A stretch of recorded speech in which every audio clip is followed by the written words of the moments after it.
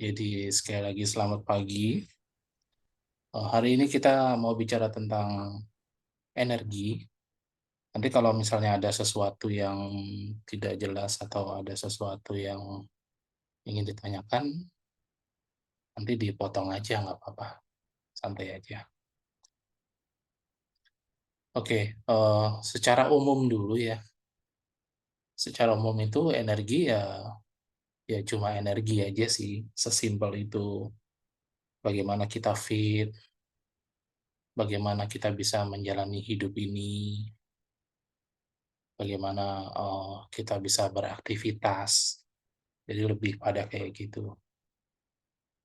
Jadi energi selalu dikaitkan juga secara umum dengan kesehatan, kesehatan lalu kreativitas. Walaupun sebenarnya tentang kreativitas ini juga juga apa? Juga nggak selalu juga sih, nggak selalu secara mendalam bicara tentang kreativitas. Tapi biasanya lebih pada day to day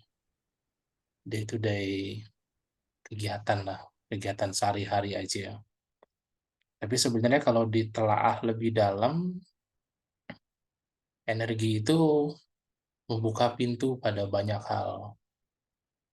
Kalau untuk saya, energi itu pintu pertama memang kesehatan sih isunya. Isunya memang kesehatan. Jadi pada saat kenal Reiki saat itu saya mulai kenal oh energi kayak gini. Nah, jadi pada saat pembukaan pertama itu jadi kan energi itu pembukaan pertama kalau di Reiki itu dibuka atasnya cakra mahkota dibuka, lalu jalur ke cakra mahkota ke cakra jantung dibuka, lalu jalur dari cakra jantung, cakra mahkota ke tangan, lalu ini ada cakra minor di sini dibuka juga.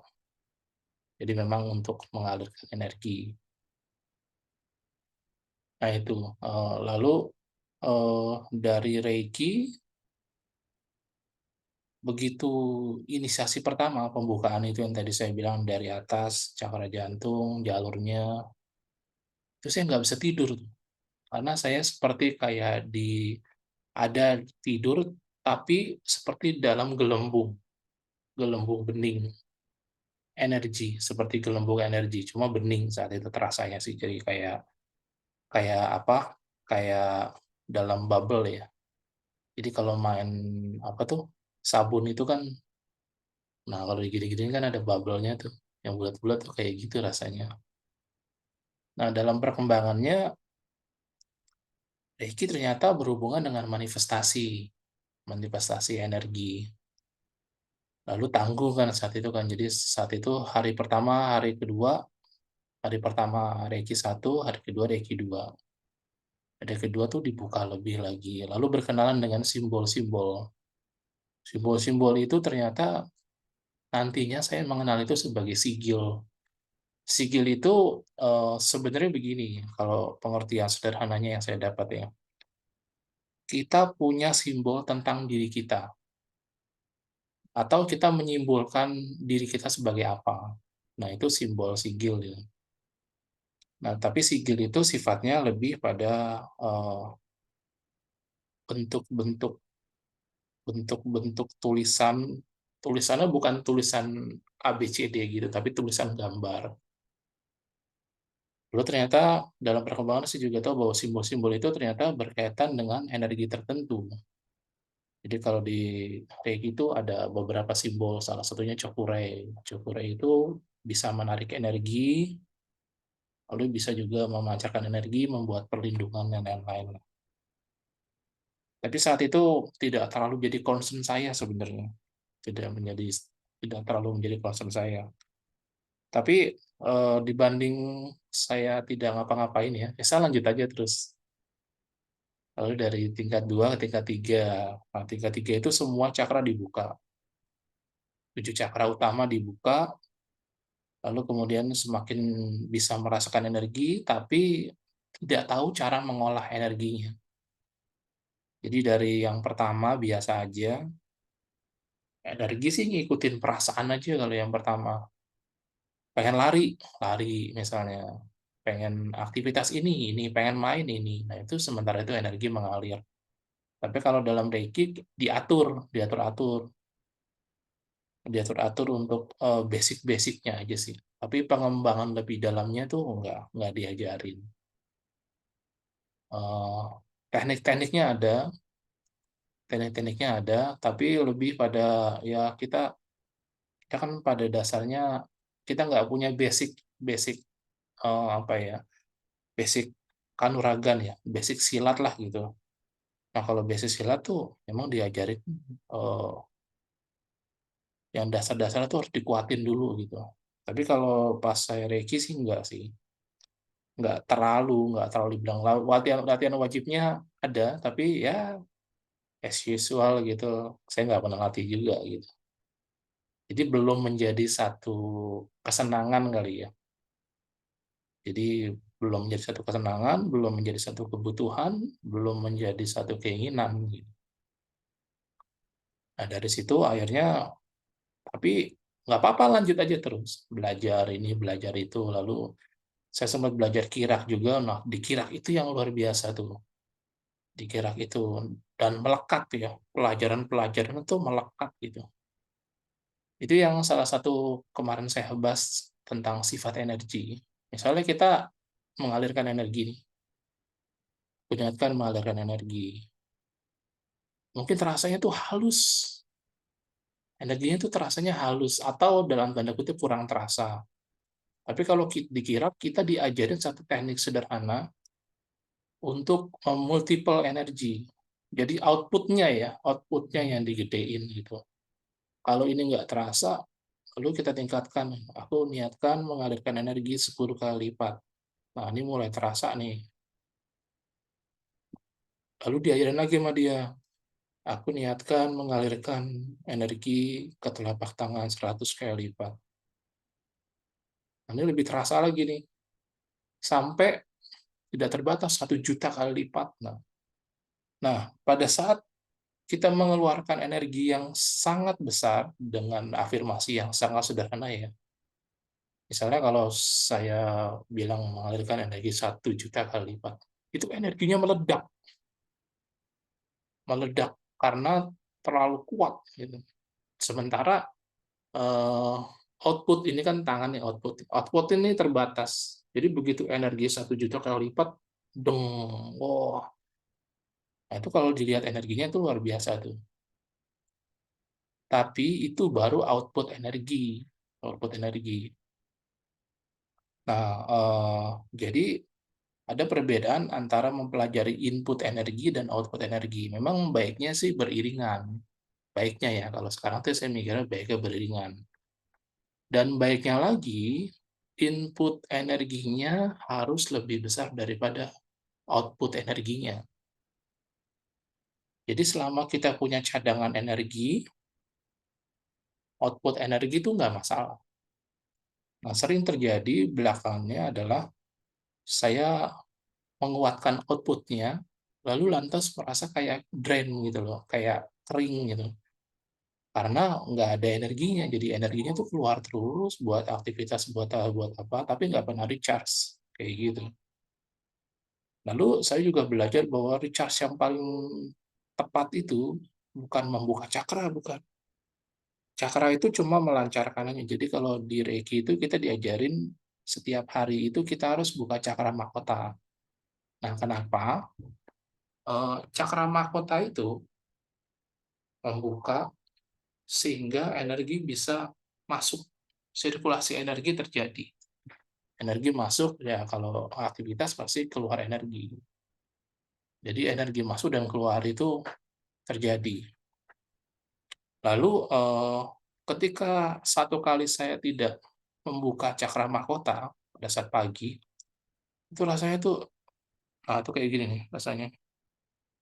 Jadi kayak kayak apa? Mau berenergi tapi kesumbat gitu kayak gitu. Jadi pembelajarannya saat itu begitu. Jadi cakranya tuh terbuka, nanti tertutup lagi, dibuka lagi, tertutup lagi, dibuka lagi, tertutup lagi. Jadi kita harus rajin latihannya. Jadi itu basic-nya ternyata, itu basic-nya seperti itu. Sampai nanti ketika, apa, ketika nanti semakin tinggi, entar cakranya terbuka terus. Nah itu, tapi sebelum sampai situ harus merasakan cakra terbuka dan tertutup, cakra terbuka dan tertutup, terbuka dan tertutup. Lalu saya juga menyadari satu hal lagi, bahwa ternyata belajar Reiki aja nggak cukup, karena oke lah kita bisa buka cakra mahkota, kita bisa aktivitas dengan enak, ngapa-ngapain aja enak, tapi tenaga kita habis. Nah itu kayak gitu. Jadi sebenarnya agak kurang jelas tuh.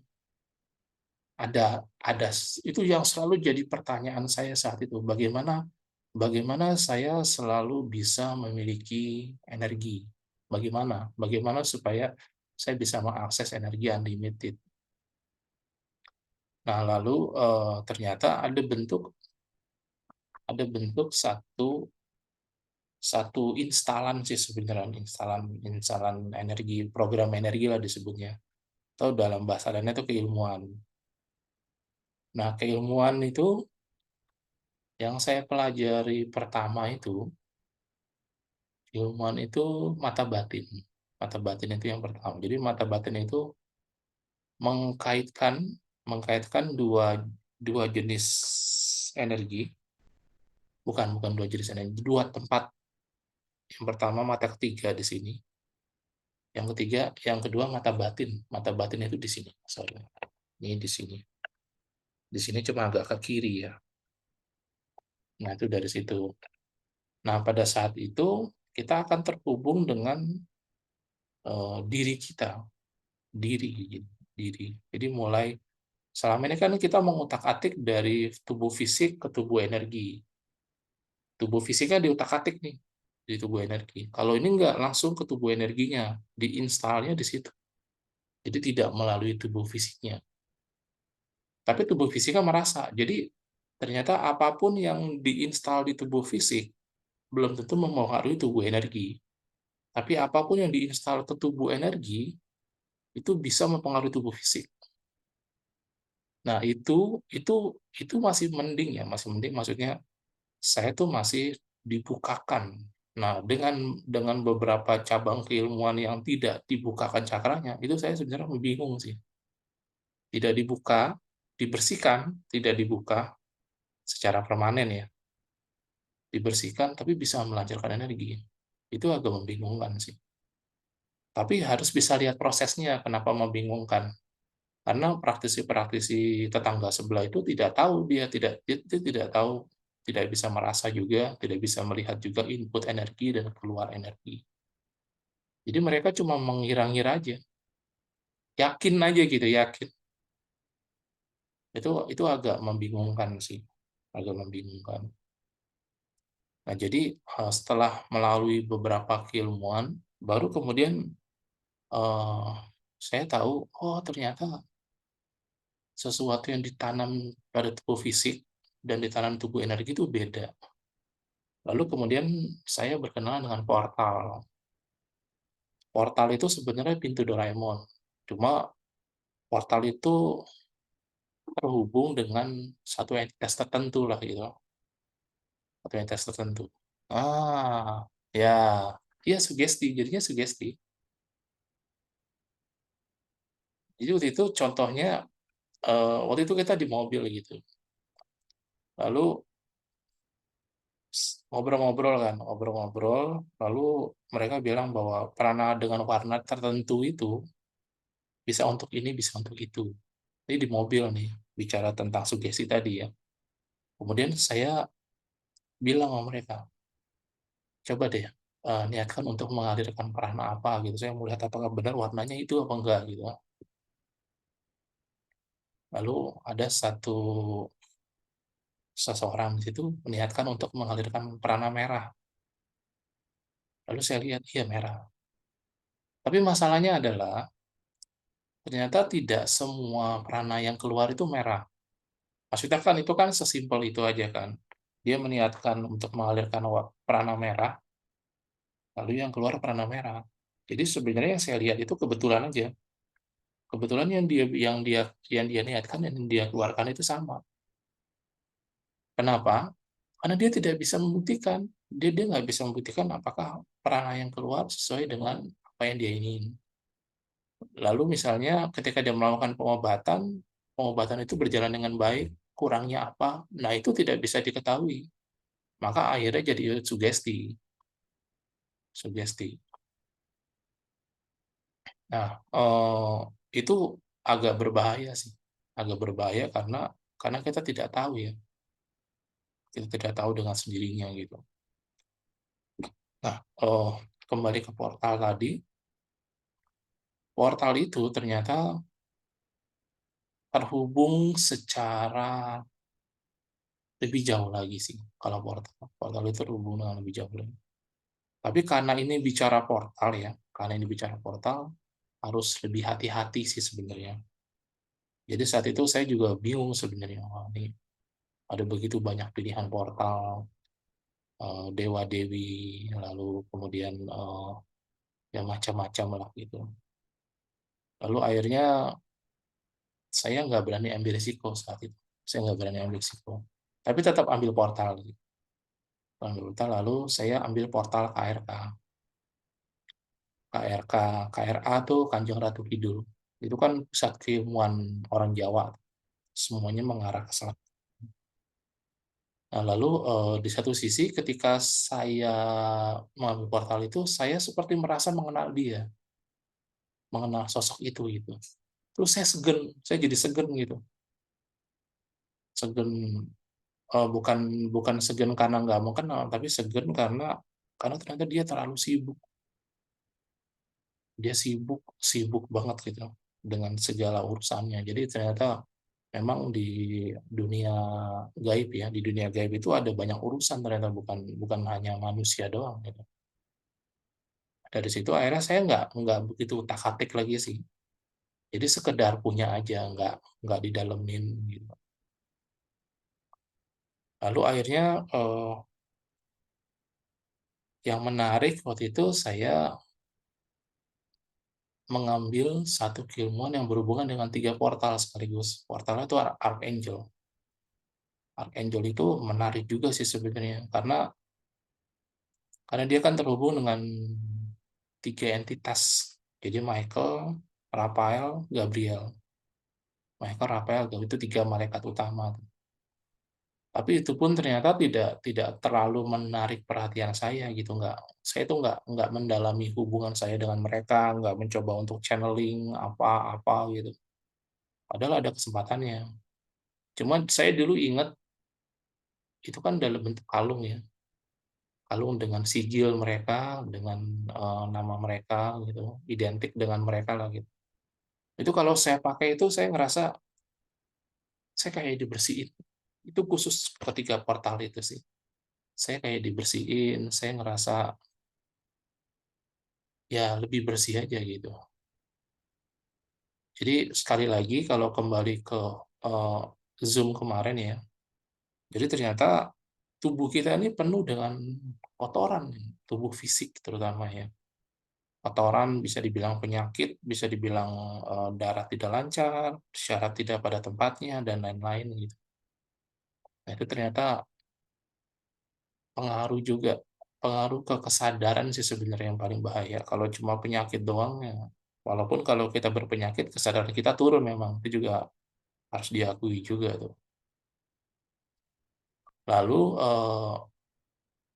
nggak apa-apa, nggak didalemin nggak apa-apa, tapi saya tidak berhenti belajar lah gitu. Lalu akhirnya kalau sekarang udah lebih enak sebenarnya kalau tentang energi. Jadi apa? Setiap orang itu punya struktur energi yang luar biasa, terutama anak kecil ya. Terutama anak kecil kan di lingkungan sekolah saya kan banyak anak kecil. Jadi kadang-kadang saya melihat melihat ke dalam diri mereka gitu, lalu bagaimana struktur energi mereka, oh mereka bisa beraktivitas dengan baik, lalu mereka bisa selalu fresh gitu. Terus saya melihat tuh, oh begini gitu. Lalu kemudian saya coba untuk kopi ditaruh tempat saya. Jadi diinstal ke saya kopi, saya lihat strukturnya diinstal ke saya. Dan memang memang ada strukturnya ternyata saya juga kaget juga sih. Jadi, apa ya, kalau saya tuh ngelihatnya seperti kayak teman-teman tahu rasi bintang ya? Rasi bintang itu kan bisa digaris-garisin tuh. Rasi bintang Sagittarius misalnya bisa digaris-garisin. Nah, garis-garis itu kelihatan tuh, kelihatan tapi di dalam tubuh fisik ya. Tubuh fisik itu kelihatan di dalam tubuh fisik. Ini tubuh fisik di dalamnya gitu. Kemudian kadang-kadang saya bisa mengcopy kalau misalnya, wah, hmm, kan saya ke lantai 3 tuh lumayan juga sih ya. Lalu bagaimana supaya ke lantai 3 itu saya bisa lebih santai, nggak terlalu capek, nah kayak gitu-gitu sih. Nah ternyata hal-hal yang praktikal kayak gini lebih menarik perhatian saya, hal-hal yang praktikal. Lalu mood juga ternyata bisa di-copy, mood. Hmm, Jadi misalnya kita tidak dalam satu kondisi di mana kita semangat bekerja, tidak selalu dalam kondisi itu. Sementara ada orang-orang yang pas lagi semangat nih, misalnya saya melihat orang lagi semangat bekerja, kemudian apa sih yang membuat mereka bekerja? Wah, itu nggak ketemu tuh jawabannya kalau nanya begitu. Tapi lihat strukturnya, kemudian saya copy, tek, kok saya semangat gitu. Oh, berarti berarti nggak perlu cari jawaban-jawaban yang membingungkan dan diterima oleh pikiran, nggak mesti begitu. Jadi trial and error aja.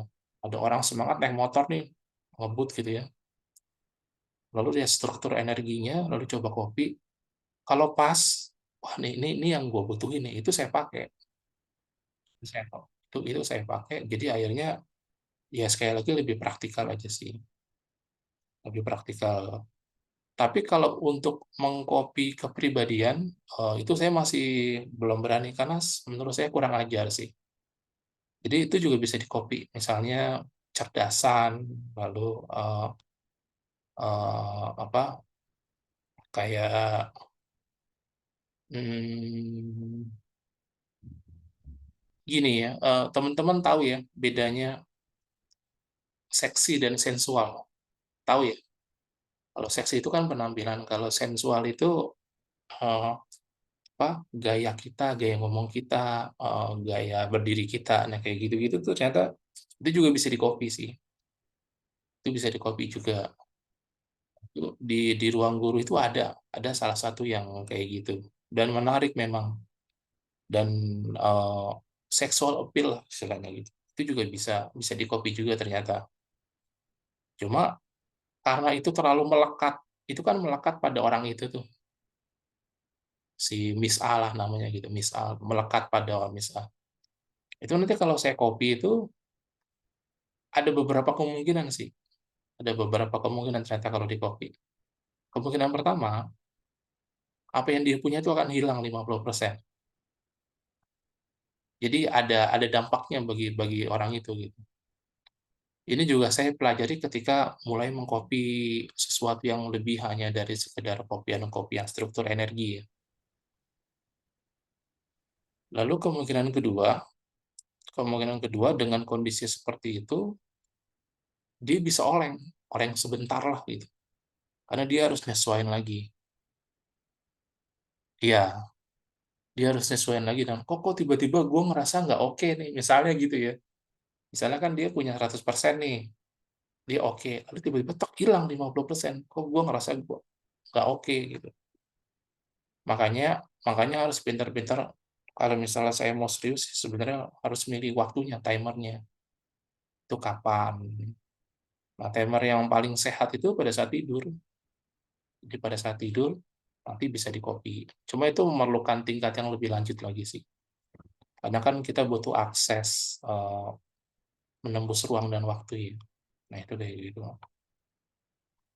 Lalu ternyata di satu sisi ada sesuatu dalam diri saya yang mulai belajar sendiri nih, mulai belajar sendiri. Jadi walaupun saya tidak melakukan apapun, tapi ada sesuatu dalam diri saya yang berkembang yang mulai mulai dalam otomatis tuh membaca suasana, lalu dalam otomatis merespon suasana itu. Nah, ternyata perkembangan pembelajaran energi itu bisa sampai kayak gitu ternyata. Jadi misalnya saya ambil buku membaca bacaan tertentu ya. Lalu saya merasa bahwa saya bisa memahami lebih dalam daripada hanya saya sekedar baca doang gitu atau lihat foto. Oh, saya memahami lebih dalam. Itu ternyata pembelajaran energi juga tuh kayak gitu tuh. Dan, bisa kita tuh dalam tahap sederhananya sebenarnya kita cuma butuh berimajinasi sih, berimajinasi ya. Bukan berarti kita sengaja membuat imajinasi. Kalau saya ke murid saya tuh, saya memastikan dulu apakah mereka bisa apa enggak. Contohnya begini, ini astral projection sederhana. Oh, anak kecil tuh gampang banget kayak gitu. Mereka duduk, saya suruh duduk, pejamkan mata, lalu lalu, saya tanya sama mereka, "Bisa nggak kamu membayangkan bahwa kamu ada di luar kelas sekarang?" Itu kalimat sederhana kan, dan, sangat mungkin mereka bilang, "Ah, nggak bisa, kan kita lagi duduk." Mereka bisa bilang gitu. Tapi saya kaget ketika mereka semua bilang, "Bisa, Pak." "Hah?" Saya bilang, "Wah, kok bisa ya?" Lalu saya lanjutkan dengan eksplorasi yang lain dan ternyata mereka bisa. Dan pengalaman mereka beda-beda. Jadi saya sengaja tidak mengkaitkan dengan satu satu kejadian khusus, jadi kejadian umum aja, lalu apa yang mereka lihat dan alami itu beda-beda gitu. Lalu pada saat itu saya berpikir, ini kalau saya salah menanamkan tuntunan, mereka bisa jadi kepikiran gitu. Akhirnya saya bawa pada pengalaman-pengalaman happy, pengalaman-pengalaman menggembirakan, dan bisa. Lalu terakhirnya ditanemin tuh, jadi jangan cuma dibawa itu ya, saya tanemin bahwa seluruh perasaan bahagia ini akan membuat hari kamu menjadi riang dan gembira. Dan itu benar, itu dengan mudah program itu masuk ke dalam diri mereka, tapi bukan hipnotis ya, bukan hipnotis. Karena sadar, lalu mereka menjadi lebih nyaman. Oh, ternyata energi itu bisa bisa dengan mudahnya tertanam, dengan mudahnya berkembang dalam diri. Itu bisa begitu. Makanya kadang-kadang kalau misalnya diminta healing, saya sebenarnya tidak menghealing mereka, tapi saya meminta tubuh mereka untuk menghealing dirinya sendiri. Itu juga ternyata bisa, walaupun tidak apa ya, tidak sama kualitasnya pada setiap orang. Untuk satu orang butuh waktu, butuh butuh apa ya, butuh keadaan nyaman, untuk yang lain ini bisa langsung pada saat itu gitu. Nah, kalau kekurangan kita kan biasanya kita kita pengen cepet-cepet aja terhadap apapun. Tapi powernya nggak ada. Nah, ya jadi agak repot jadinya. Nah, kayak gitu sih sebenarnya. Jadi, kalau dibilang, lautan energi, lautan pengetahuan, lautan kehidupan, lautan keilmuan, pengalaman, sampai nanti pencerahan ya, merasakan kebersatuan dengan kosmos, merasakan kebersatuan dengan alam sekitar gitu ya. Pada saat kita melihat pohon, kita adalah pohon. Pada saat kita melihat matahari, kita adalah matahari gitu. Itu bisa itu. Jadi nanti energi yang termurnikan menjadi kesadaran, termurnikan, termurnikan, termurnikan terus menjadi sesuatu dan akhirnya hidup kita cerah, cerah. Itu bisa, itu sangat mungkin sih. Walaupun kembali kualitas pencerahan setiap orang tuh berbeda-beda. Ditambah kualitas pencerahan itu sendiri juga berbeda-beda pengalamannya. Kira-kira sampai situ sih. Kalau misalnya teman-teman ada pertanyaan, silakan mengajukan pertanyaan. Nanti mungkin kita bisa bahas bersama-sama tentang energi. Temanya tentang energi. Silakan. Kalau enggak, diketik juga boleh, ntar kita bahas bahas bersama-sama.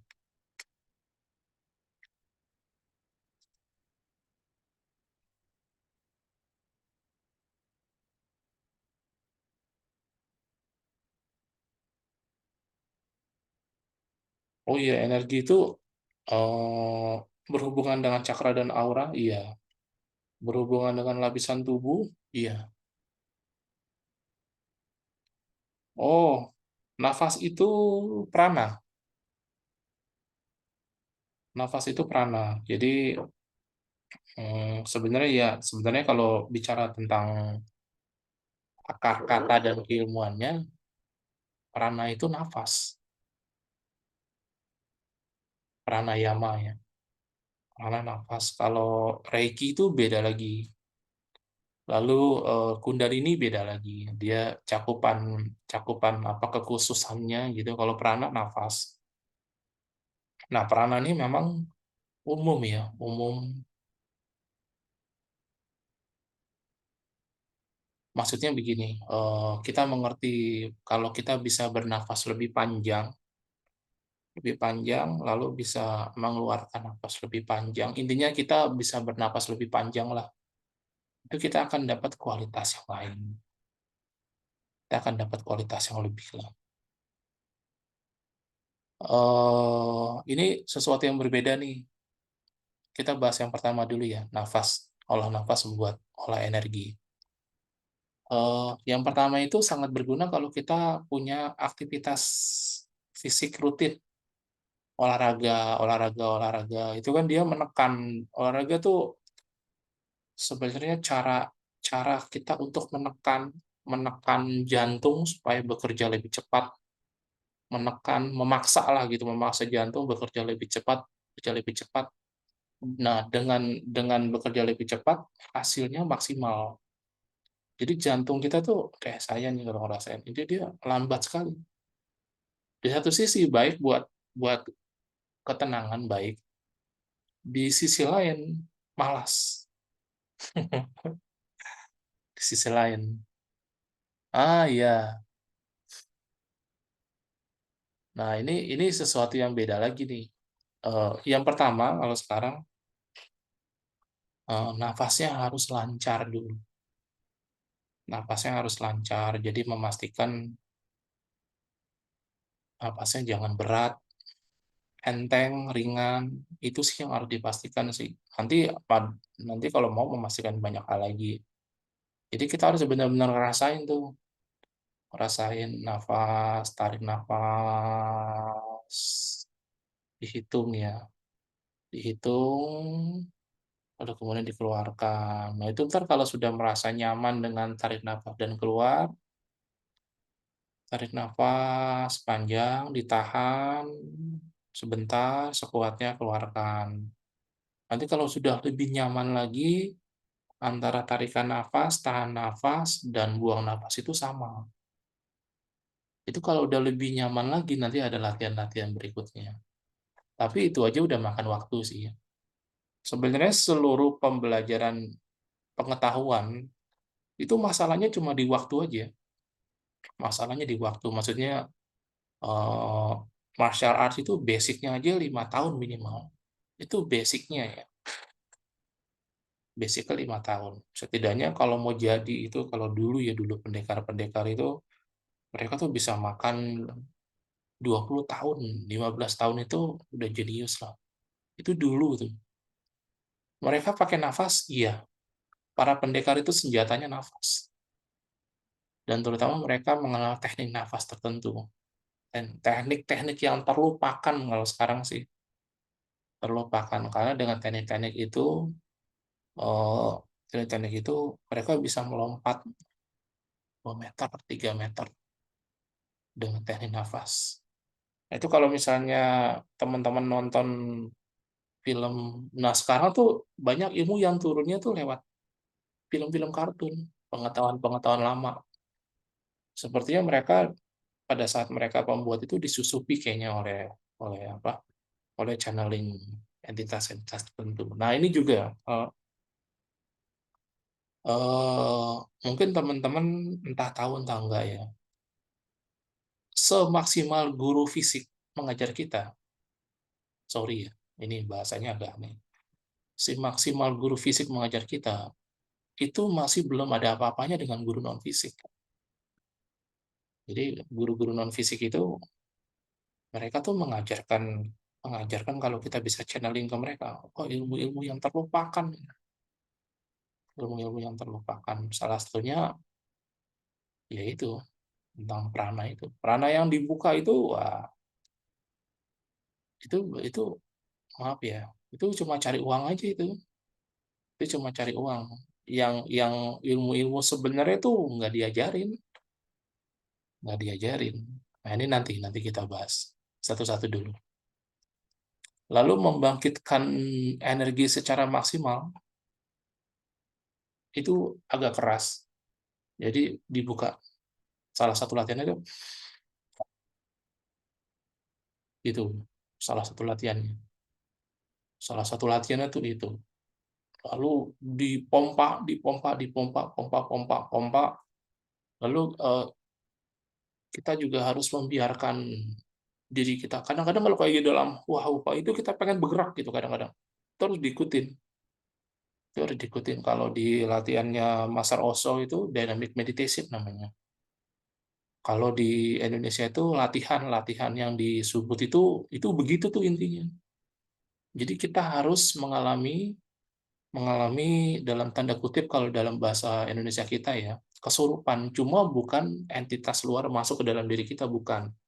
Ini diri kita yang selama ini terkungkung itu terkungkung misalnya contoh nih seorang seorang saya ya seorang Toyo ya itu sebenarnya suka nyanyi sebenarnya suka nyanyi tapi karena situasi dan kondisi saya nggak bisa melakukan itu.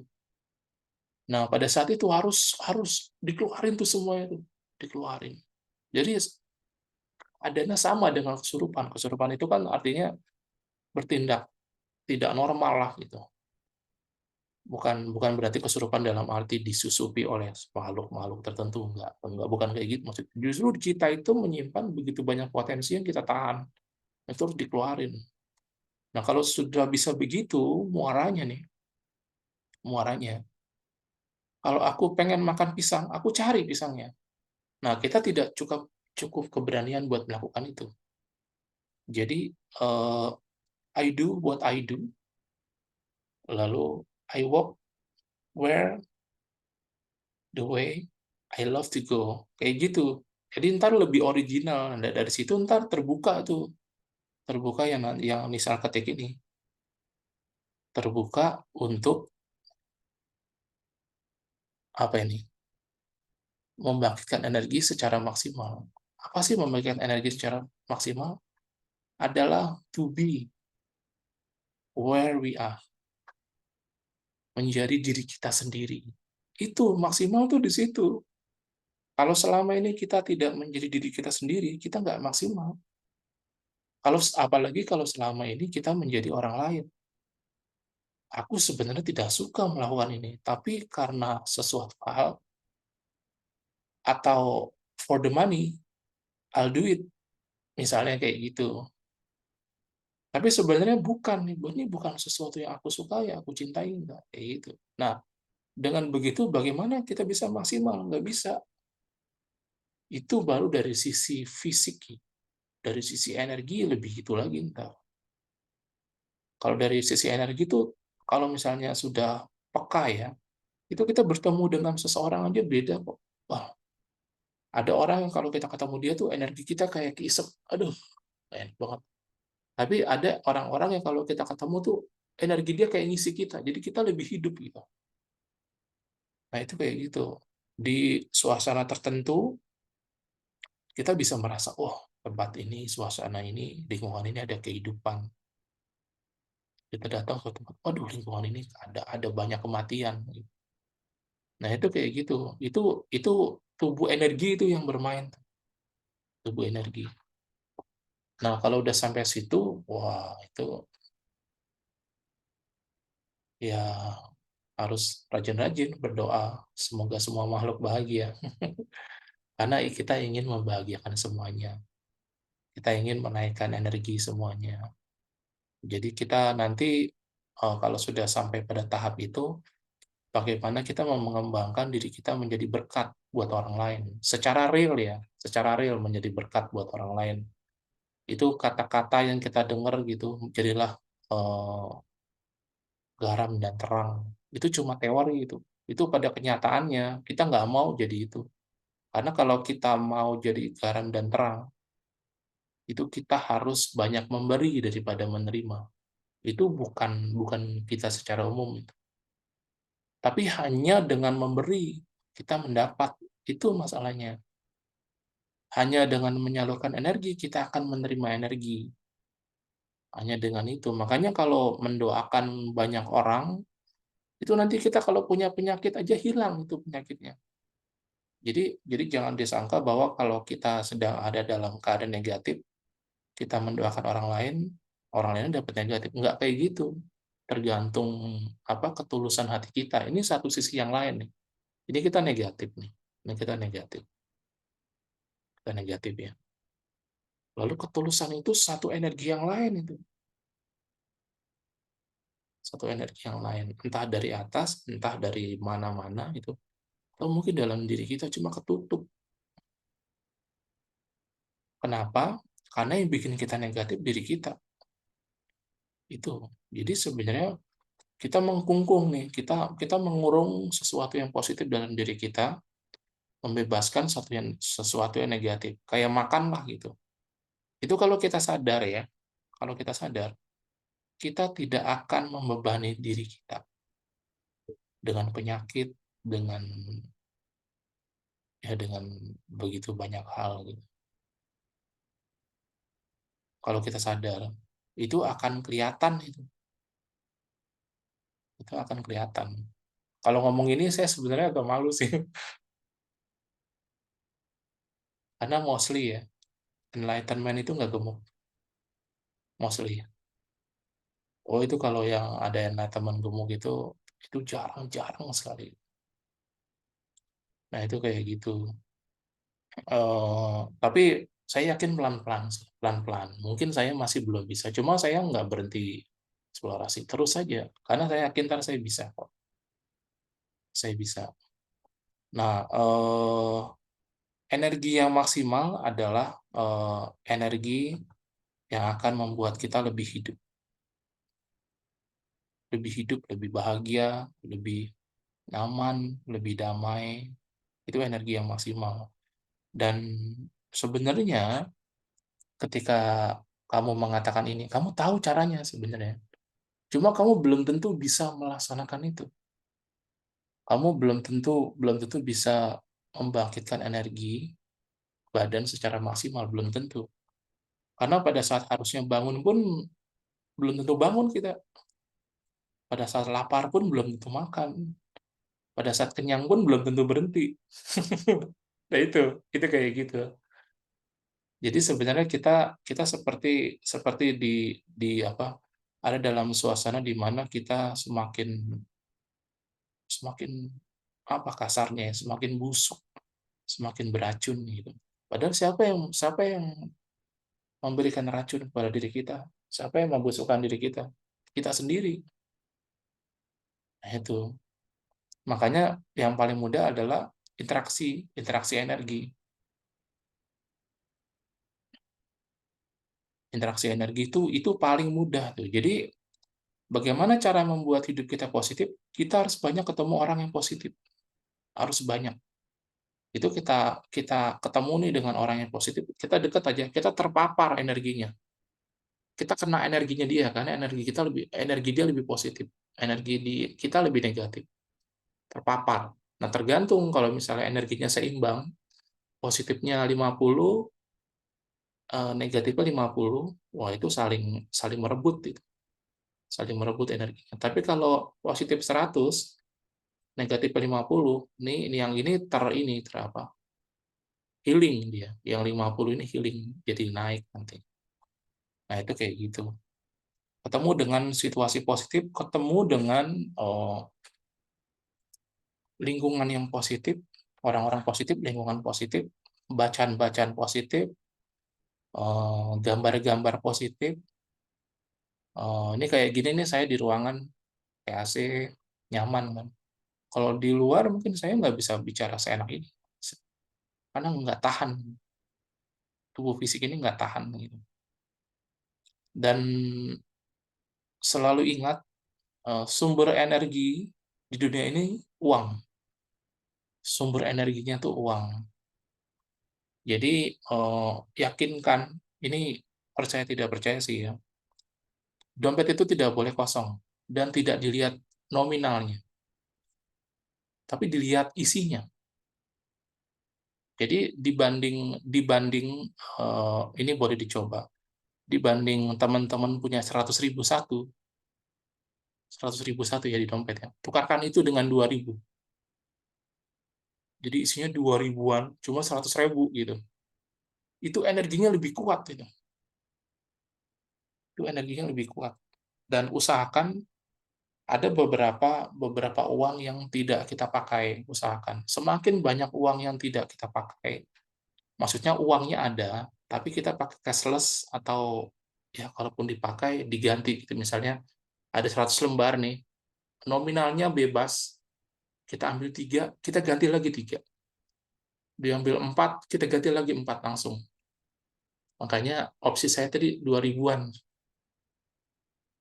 Iya, 2.000-an gitu ya. 2.000-an itu paling efektif itu. 2.000-an paling efektif. Nah, itu jadi itu membantu membantu kita karena energi itu akan energi A akan mengenali energi A yang lain. Itu sederhananya begitu. Jadi kalau we surround it with the money, kita akan menarik uang. Kalau kita selalu dikelilingi dengan uang, maksudnya kita selalu ada uangnya, itu kita akan menarik uang. Makanya eh, kita harus pakai patokan yang sederhana. Dibanding teman-teman menyimpan 1 juta ya dalam bentuk 100 ribuan, silakan simpan 500 ribu, tapi 2.000-an semua.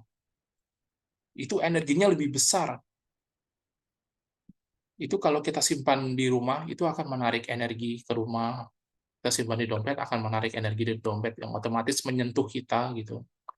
Di mobil akan mengalir gitu. Itu kayak gitu. Jadi kita menghidupkan pancuran-pancuran kalau kecil atau kalau mau besar air terjun kayak gitu. Nah, itu bagaimana bagaimana. Lalu jangan lupa eh, kita harus punya kristal. Itu nanti teman-teman tahu bahwa kristal itu sangat berguna sekali. Sangat berguna.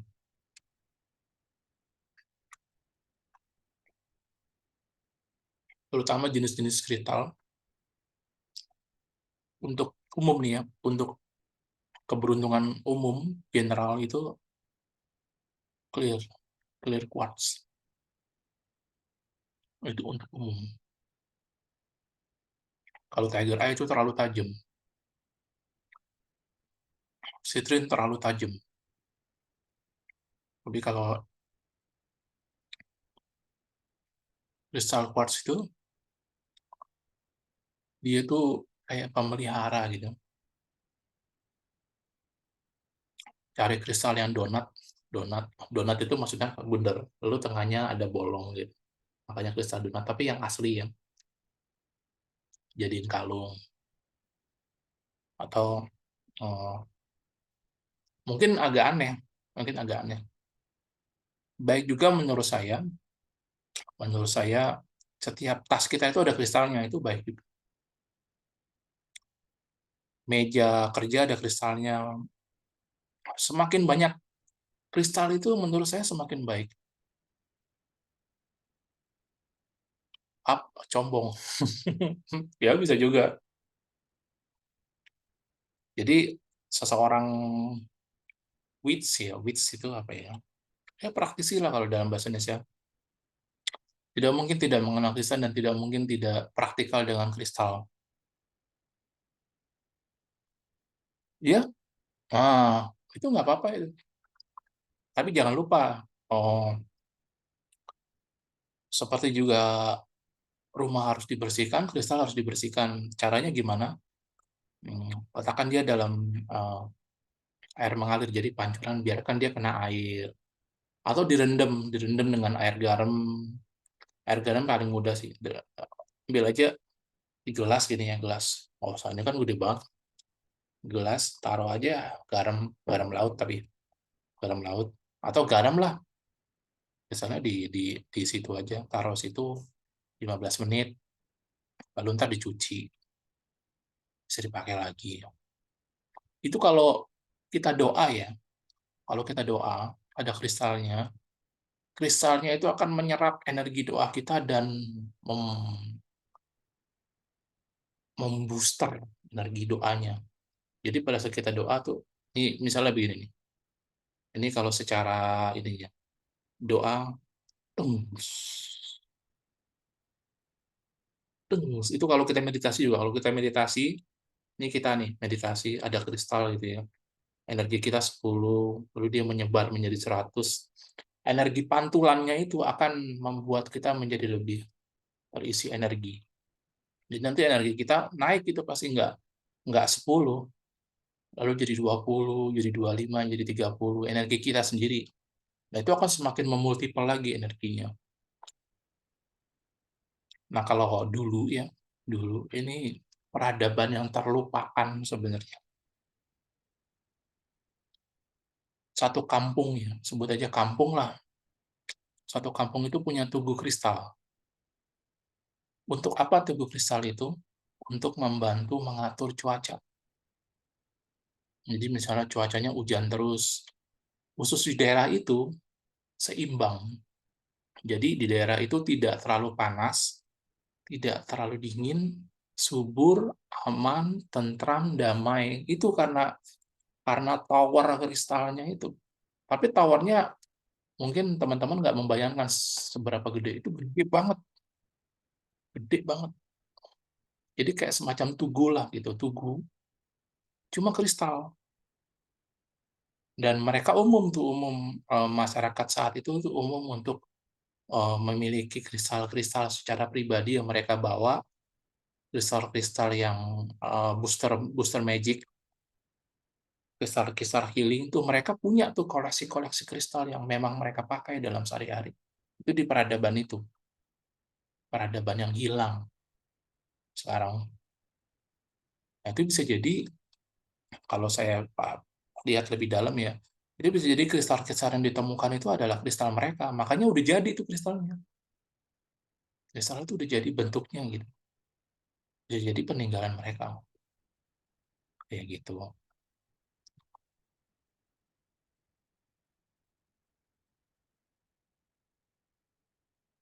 Nah, kalau kura-kura itu mereka eh, kura-kura ya, ya kura-kura sih. Ular juga. Ular itu saya tuh selalu berefleksi kalau bicara ular. Jadi ini sebenarnya kejadian sederhana. Jadi teman saya beli ular, warnanya kuning bagus lah. Dia beli berapa juta gitu. Terus saya kurang kerjaan, saya bilang sama dia, lu kurang kerjaan, lu beli ular berjuta-juta. Dia bilang, gue suka, mau apa lo? Dia cuma bilang gitu doang gitu. Terus eh, ada satu hal yang dia katakan dan membuat saya berpikir, ular lu nggak lu kasih makan? Lu nggak, dia bilang apa? Nggak, kegemukan ular gua. Terus lu mau kasih makan berapa lama? Nggak dikasih makan, saya tanya gitu kan. Seminggu lah. Bisa, itu saya mikir. Ularnya nggak dikasih makan seminggu. Lalu saya amati kan ya. Saya amati. Itu persis dengan keadaan kita. Cuma cuma kita tidak terlalu bodoh kayak ular kan ya. Sorry ya, ini bahasanya kasar. Kalau kita nggak ada makanan, kita nyari. Sementara ular apa?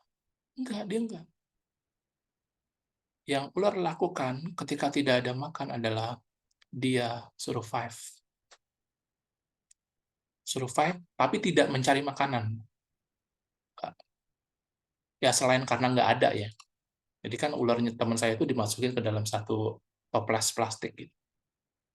Mungkin nggak, saya nggak tahu di rumahnya pakai itu apa enggak. Dikasih udara aja. Jadi selama seminggu itu ularnya tidak makan, wah itu pasti tuh kalau dalam bahasa manusia ya, itu meditasi itu ular itu bertapa itu. Ular itu bertapa. Dan the same thing happens with kura-kura. Hal itu terjadi sama kura-kura. Kura-kura itu adalah binatang yang paling banyak berefleksi, sorry ya bahasanya aneh, paling banyak berefleksi. Dia dia tuh pemahaman tentang kehidupannya dia, itu dalam banget kura-kura tuh. Dia tuh pendiam, nggak banyak gerak, jadi akhirnya dia memahami esensi kehidupannya dia, itu lebih dalam nih. Lalu kemarin dengan orang yang sama, kita membahas sesuatu yang menarik. Dia bilang, kalau di alam gaib, dia kan praktisi juga. Di alam gaib tuh gue bisa jadi hebat. Tapi di alam nyata gue nggak bisa jadi hebat. Tapi guru gue bisa, dia cerita. Jadi gurunya dia tuh bisa mengeluarkan api dari tangannya. Kayak avatar gitu. Dia bisa mengeluarkan angin. Itu gurunya dia tuh. Lalu gurunya bilang rahasianya. Gurunya bilang apa? Itu persis yang dilakukan oleh ular dan kura-kura itu. Dia bertapa, merenungi, merenungi dirinya gitu. Merenungi aja, merenung, melihat semuanya lebih dalam gitu. Melihat semuanya, mencari jawaban dari pertanyaan-pertanyaan dia. Itu kayak gitu. Itu kalau bisa menyentuh kayak gitu, nanti kita disapa itu. Nah, ini ada hubungannya dengan pertanyaan Nisal itu. Ntar kita disapa oleh apa? Oleh sesuatu. Jadi makanya kalau dicerita itu, Arjuna bertapa, lalu dewa datang, itu benar itu. Itu jangan dipikir itu cerita bohong-bohongan. Itu benar itu. Dewa itu nanya, kenapa kamu bertapa? Untuk apa? Tujuan kamu apa? Bertapa. Itu yang menjawab, bukan berarti Arjuna langsung ngomong, enggak. Batinnya yang menjawab. Dia butuh apa? Itu sesimpel ya. Sesimpel. Sesimpel ketika mungkin sehari atau 2 hari yang lalu, saya membatin tuh dalam diri. Kan panas banget kalau siang kan. Ini kapan hujan ya? Saya membatin. Jadi bukan satu dialog yang saya siapkan bahwa saya akan membatin seperti itu. Itu keluar aja gitu, mengalir aja. Lalu saya kaget ternyata ada jawaban. Jadi begitu saya membatin, ini kapan ya hujan ya? Terus dia menjawab, memberitahu, oh hujan akan turun kapan gitu. Itu kalau tidak dipahami dengan sangat positif, wah kita ngeri tuh mengalami hal-hal yang kayak gitu. Kita ngeri. Makanya kita perlu reseptif untuk bisa, ya intinya sih kalau bahasa sekarang tuh diterjemahkan ya latihan meditasi lah. Coba meditasi. Jadi kalau ada hal-hal kayak gitu tuh nggak aneh. Karena either kita ngomong sama mereka atau mereka ngomong sama kita. Nah mereka tuh siapa nggak usah dicari tahu, nggak usah dicari tahu, nggak usah dicari tahu bentuknya, nggak usah dicari tahu apakah itu baik apa nggak penting itu. Karena pada saat Tuhan berbicara sama Musa, Musa nggak tahu Tuhan gimana. Cuma ketika mungkin Musa pengen tanda, ya Tuhan kasih tandanya, api atau apa gitu. Tapi apakah Musa bisa melihat Tuhan? Belum tentu. Dan pertanyaan kritisnya ya, apakah Musa menyadari bahwa itu Tuhan apa enggak? Karena siapa tahu itu bukan Tuhan, ya. Kita nggak pernah tahu kan. Tapi maksud saya mau bilang bahwa itu tidak penting. Tapi pemahaman kita, kesadaran kita yang penting. Jadi kadang-kadang oh, ada sih beberapa ritual kita bisa bicara dengan leluhur kita bisa bicara dengan seseorang atau seorang yang sudah mumpuni ya, dia memberikan satu tanda. Kalau lu mau ngomong sama gua, lu konsultasi, ini gua nih. Dia ngasih sesuatu benda gitu, lu ntar bisa komunikasi sama gua. Tapi itu sudah jarang terjadi di zaman sekarang ya. Jarang terjadi hal seperti itu. Itu harus tumbuh dari satu kepercayaan yang sangat luar biasa lah terhadap orang yang kita hormati atau guru kita. Itu baru bisa terjalin. atau siapa gitu. Ya itu kembali soal energi kalau itu. Jadi guru non fisik itu ada. Eh, apakah guru non fisik untuk setiap orang ada? Ada. Eh, kita juga bisa menamakan itu higher self. Higher self itu sejatinya sebenarnya lebih pada bukan diri kita itu, karena dia membimbing soalnya. Sifat dari higher self itu membimbing, mengingatkan. Jadi sepertinya memang kelihatan seperti orang lain, sepertinya ya. Atau mungkin orang lain. Dan kalau dari di Reiki tingkat tinggi itu, higher self itu di sini. Ini higher self tuh di sini dia. Kelihatan nggak ya? Nah, di sini dia. Dia di cakra 8, higher self. Nah, cakra 8 itu ini cuma menjelaskan aja. Tapi kenyataannya cakra ke-7 dan ke-8 itu tidak terbatas itu jaraknya itu. Karena sudah menyentuh universe ya, karena sudah menyentuh alam semesta. Jadi it could be anywhere. Tapi apakah ada guru-guru yang membimbing langsung? Ada, ada, ada yang dari awal itu sudah ditunjuk untuk membimbing. Jiwa-jiwa yang tertandai itu ada. Jadi jangan disangka bahwa siapapun tokoh-tokoh agama itu tidak punya guru non fisik. Ada itu pasti.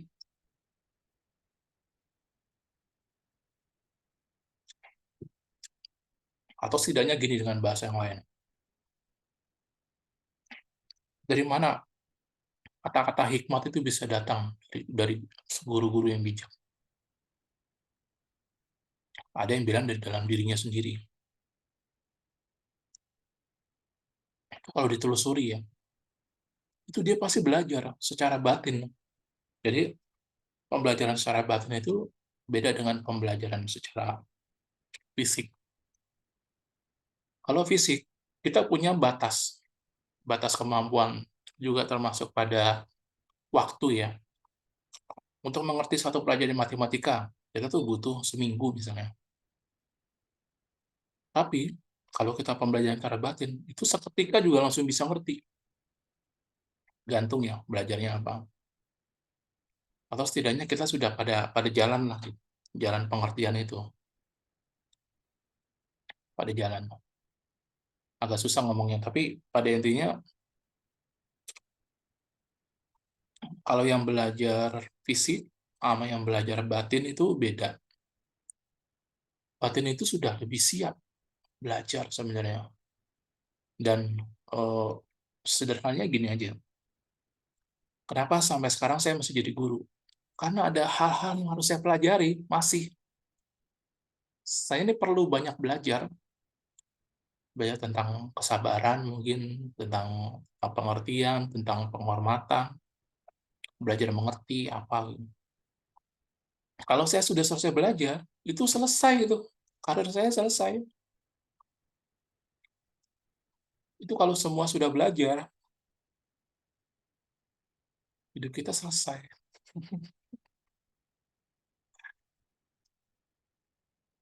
Maksud saya, hidup kita selesai secara ego ya. Secara ego, hidup kita selesai. Jadi, eh, hidup Siddhartha itu berakhir pada saat dia mencapai pencerahan. Nah, pada saat dia sudah mencapai pencerahan, dia bukan Siddhartha, dia Buddha. Sederhananya kayak gitu.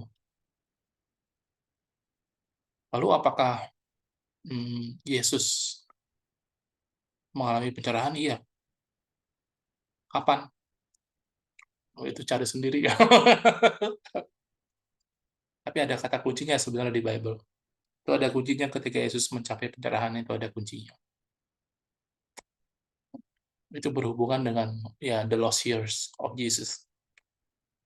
The lost year ya, the lost year of Jesus. Jadi kata kunci yang lain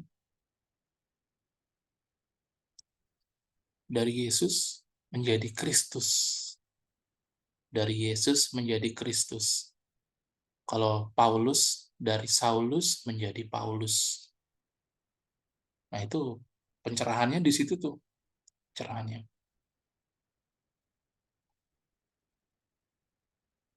Ya, nanti kita ada sesi khusus lah tentang hal ini, karena terlalu terlalu terlalu gitu.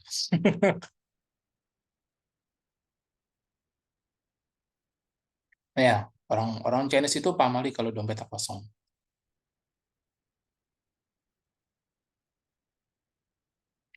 Karena buat mereka tuh, buat orang Chinese tuh, terutama sih, ya Chinese sih. Chinese tuh kalau bicara soal kekayaan tuh nomor satu dia. Lo percuma ganteng kalau lo miskin. Ibaratnya kayak gitu. Ya, oh ya, canda itu bagus.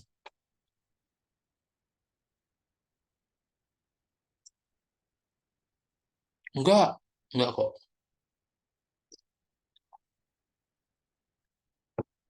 Kalau kristal direndam air garam, enggak berubah. Tapi dia jadi netral. Dia jadi netral. Udah karena energinya netral, jadi seperti dibersihkan. Apa bedanya? Kan saya di rumah kan dapat tugas harian, ngepel. Saya bilang, apa bedanya rumah dipel tiap hari, sehari sekali ya, dengan rumah yang dipel 2 hari sekali? Apa bedanya? Nggak ada bedanya kalau cuma soal dari kebersihan doang. Nggak ada bedanya. Sama-sama masih bersih loh. Maksudnya masih bisa ditolerir lah gitu. Dipel 2 hari sekali itu bersih, masih bersih. Dipel 3 hari sekali aja masih bersih, masih bisa dibilang bersih lah gitu. Nah, rumah kita dipel tiap hari, dan saya tuh dari dulu punya kebiasaan, kebiasaan sombong. Jadi kalau di rumah saya pakai sendal dalam rumah. Cuma sendal yang saya pakai hanya di rumah.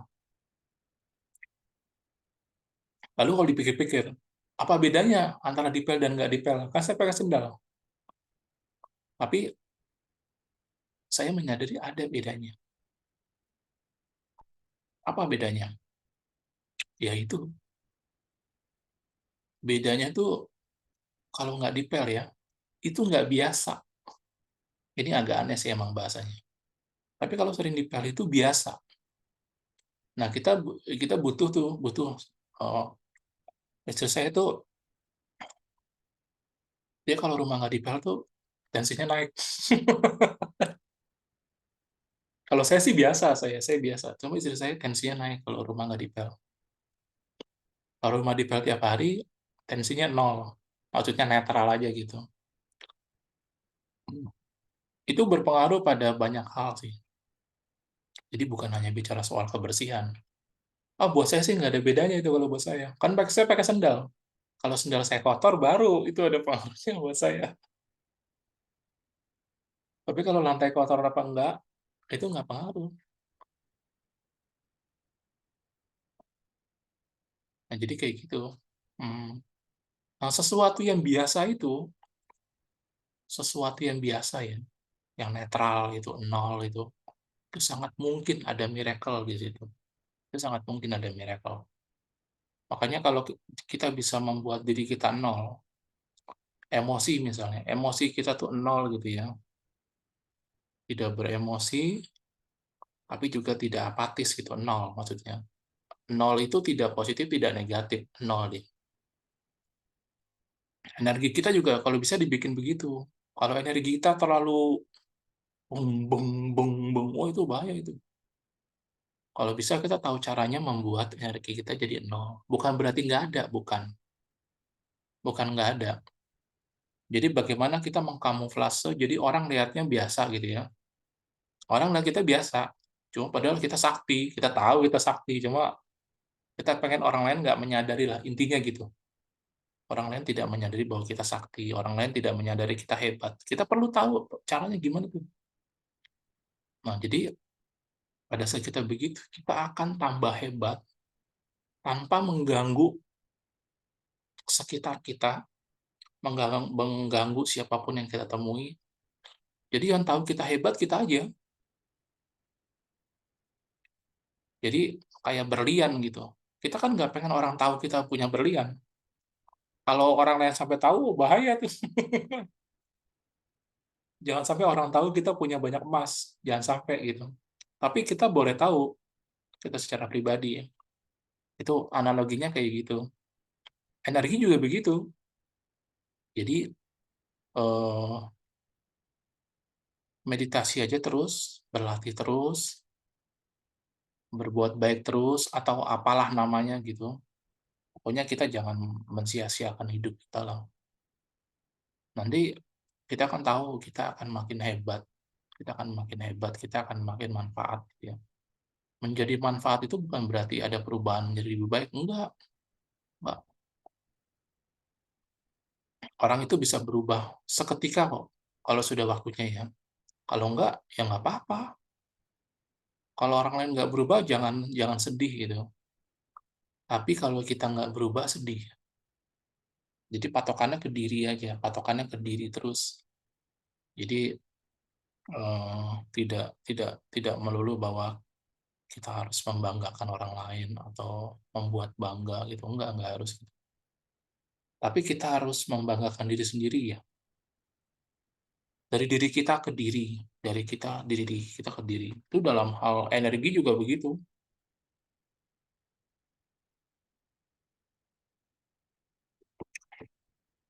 Selalu waspada kalau kita kurang kesadarannya.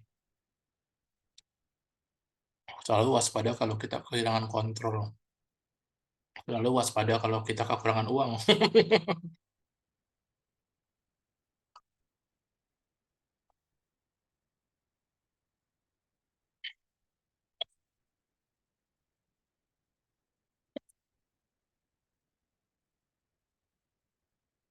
Jadi kewaspadaan itu akan membuat hidup kita terarah, terarah ya.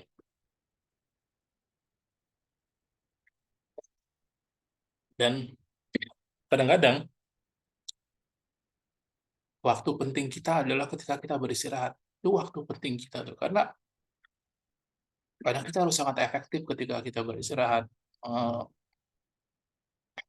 Walaupun cuma 30 menit ya, kita harus meyakinkan bahwa kita beristirahat dengan baik.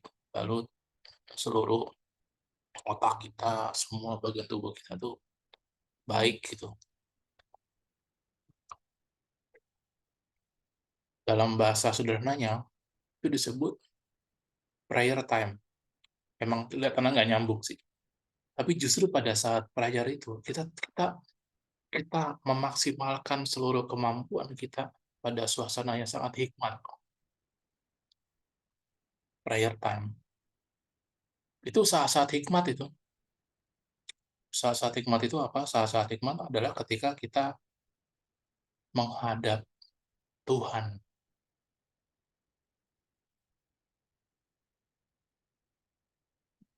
menghadap Tuhan. And the other word, when you face yourself,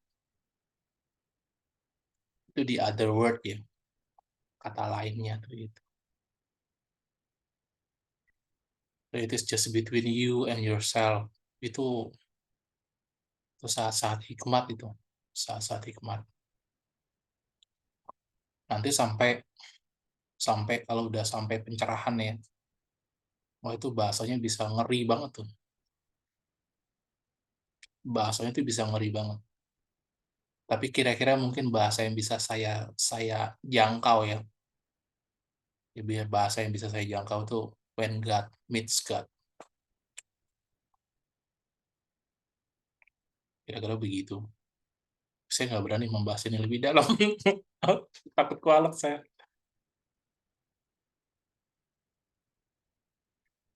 Itu dari energi, kembali dari energi. Jadi bagaimana kita mengolah energi gitu ya. Dan selalu selalu harus diolah sangat baik kan kita energi kita kan bekerja 24 jam apakah efektif apa tidak apakah Kita tidak mungkin tidak mengeluarkan energi, cuma kita nggak maksimal aja sih dalam penggunaannya. Jadi selalu alirkan energi kalau misalnya teman-teman punya api putih, selalu alirkan api putih. Aku niatkan mengalirkan api putih ke seluruh tubuh selama 2 jam ke depan.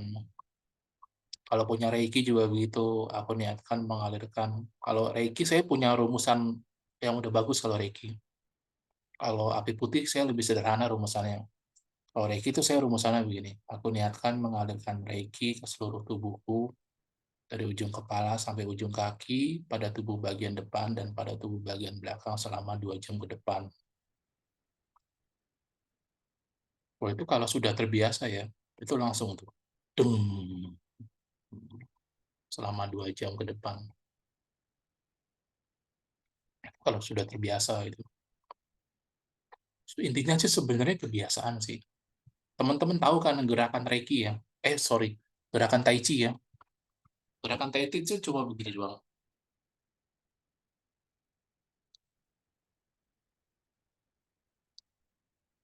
Itu itu kalau diulang-ulang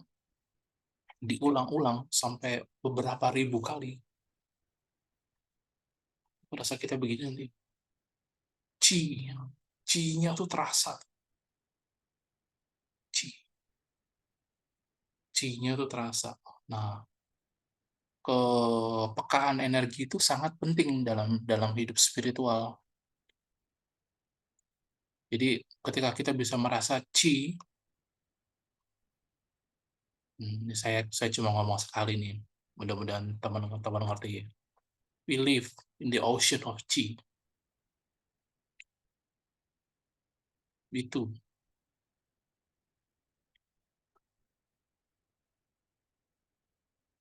Jadi mengharukan sebenarnya. Bahasan-bahasan itu tuh mengharukan. So can you imagine if we live in the ocean of God? Itu ngeri itu. Saya sengaja ngomongnya pakai bahasa Inggris. Itu kita harus merasa itu. Itu kita harus merasa. Kalau kita nggak merasa,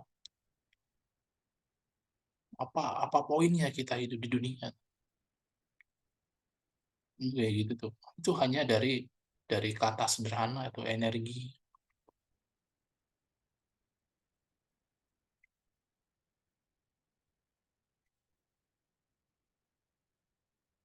Dari situ. Dan itu, wah, itu penting banget itu. Penting banget.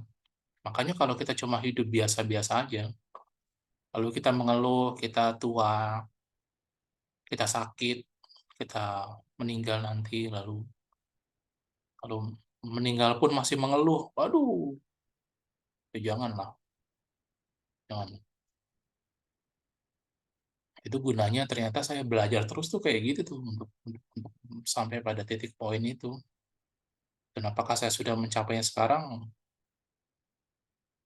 I just wanna say IDK.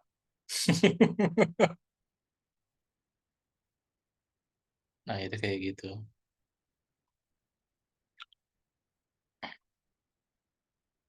Kita sudah hampir 1,5 jam.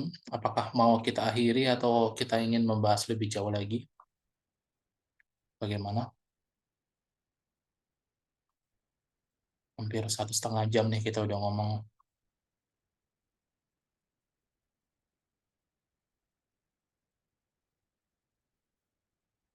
Ya kira-kira mungkin sampai situ dulu ya. Jadi jangan lupa untuk melatih apa yang sudah kita punya. Teman-teman sudah belajar prana, ya nggak apa-apa. Hmm. Semoga selamat sampai di tujuan.